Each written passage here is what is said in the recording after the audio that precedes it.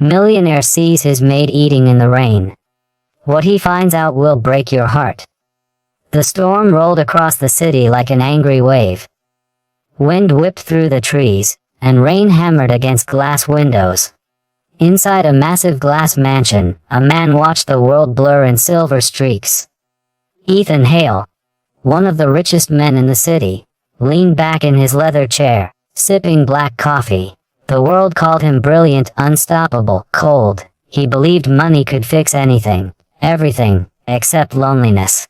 Outside, through the fog window, he saw something unusual near the backyard gate. A figure sat on the wet ground, hunched under the pouring rain. She wore a faded gray uniform, his maid. At first, Ethan frowned. Why would she sit there when there's an entire kitchen inside? He stepped closer, curiosity creeping in. Through the misted glass, he could see her holding a small metal lunchbox. She opened it, shielding it with her hands from the rain. Inside, just a few slices of dry bread. She smiled softly as if it were a feast. Something about that smile hit him strangely. He pressed a button on his intercom. "Security, who's outside near the south gate?" "Sir, it's just your maid, Maria." The guard replied. "She's on her lunch break." In the rain, there was silence. Then, the guard said awkwardly, "She said she didn't want to dirty the kitchen floors, sir." Ethan blinked. The kitchen floors. His kitchen was marble, worth more than her annual salary. He shook his head, grabbed his coat, and walked out. When he reached the backyard, the rain drenched him instantly. Maria looked up, startled, half rising. "Sir, you shouldn't. Your suit." "What are you doing out here?" he interrupted. "I'm sorry," she said quickly, standing with her lunchbox clutched to her chest. "I didn't want to bother anyone. I'll eat later." Her words were rushed, nervous. Ethan softened his tone. "You're not bothering anyone. Come inside." She hesitated, shaking her head. "It's okay, sir. I like the rain." Her voice trembled when she said it. Ethan watched her for a long moment. Her uniform was soaked, her hair plastered to her forehead, and her hands shivered as she held her bread. Yet there was a calmness in her eyes. Something he hadn't seen in years, gratitude for almost nothing. He sighed and stepped under the small awning with her. "You could get sick out here." She gave a faint laugh. "Sick days don't pay, sir." He frowned again, that strange ache returning to his chest. "You don't have an umbrella." "I did," she said softly.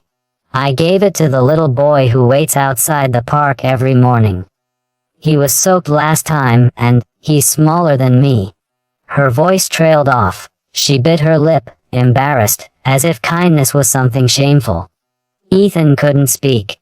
For the first time, he noticed how pale she looked, how thin her hands were. "Why are you eating outside?" he asked quietly. Her eyes flickered with hesitation. "Because the smell of food might wake your daughter. The doctor said her nausea gets worse after the treatments." Ethan froze. His daughter had been fighting a serious illness for months. He'd never told anyone beyond the doctors and his closest staff. "How do you?" "I heard her one night," Maria said gently, crying. "She misses her mother's soup." The words hung between them. His wife had passed away a year ago. Ethan's throat tightened. Maria continued, her voice barely audible over the rain. "So I made something similar. I left it outside her door a few times. I didn't want you to think I was overstepping." Ethan remembered the nights his daughter had said, "Dad, the soup tastes just like Mom's." He'd thought it was the chef. But the chef didn't even know his late wife's recipe. He looked at the woman standing before him, trembling, soaked, apologetic, and something inside him broke. The rain kept falling. She tried to hide her trembling hands, but Ethan noticed them. Her nails were faintly blue, her lips pale. "When was the last time you had a real meal?" he asked. She blinked in surprise. "I eat every day, sir." He didn't believe her. "How many jobs do you work?" She hesitated. Three. She nodded slowly. "Here during the day, cleaning offices at night, and babysitting on weekends. My son's school fees went up. He wants to be a doctor. Her smile was tired but full of pride. I promised him I'd help him chase that dream. Ethan turned away for a moment, fighting something he couldn't name. Guilt, admiration, or both. He had built an empire on ambition, yet here stood a woman with nothing who carried more strength than he ever had. A car passed by, spraying water from the street. Maria instinctively turned, shielding her small lunchbox like it held gold. The sight stayed with him. A mother protecting her little world of survival. He looked back at her. The rain had slowed now, turning into a gentle drizzle. She was still smiling, though her lips trembled from the cold. And in that quiet moment, Ethan Hale, the man who thought he had everything, realized how poor he truly was. Ethan stood there for a long moment, rain dripping from his hair, heart heavier than it had ever been. The woman before him, frail, trembling, yet smiling, had just taught him more about humanity than all his wealth ever had. He took a deep breath and said softly, "Come inside." Maria shook her head. "Sir, really, I'll finish soon." He interrupted gently. That wasn't a request. When they stepped into the warmth of the mansion, Ethan called for the chef. "Make her a hot meal. The best one you can cook. Now."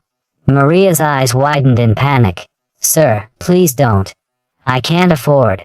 "You don't need to afford it," he said. "You've already paid more than anyone ever could." She didn't understand at first. But when the steaming bowl of soup was placed before her, her hands trembled as she took the spoon. It was the first time in years someone had served her food. Ethan sat quietly across from her, watching. Not like a boss watching a maid, but like a human watching another human rediscover dignity. After a few minutes, he spoke again. "Maria, from tomorrow you won't work 3 jobs. You'll work here, full time. You'll be paid enough to live comfortably and send your son to school." Her spoon froze midair. "Sir, you don't have to." He smiled faintly. "I know I don't have to. That's why I want to." Tears welled in her eyes, and for a moment, she couldn't speak. "You don't even know me." Ethan's voice softened. "I didn't. But now I do. You gave what little you had to help others, while I had everything and forgot what it meant to care. Maybe this is my chance to start over." The silence that followed was filled with something new. Something warm, almost sacred. The rain had stopped outside, and soft sunlight slipped through the window, lighting up the marble floor. Weeks later, the mansion felt different. Laughter returned to the halls, warmth to the air. Maria's son started medical school with full sponsorship. Ethan's daughter, recovering steadily, often sat with Maria in the kitchen, learning her mother's recipes. Ethan would watch them sometimes, smiling quietly. He no longer saw an employee, he saw family. And one evening, as he stood by that same window where it all began, watching the sunset instead of the rain, he realized something simple yet powerful sometimes. The smallest act of kindness can rebuild an entire life, starting with your own.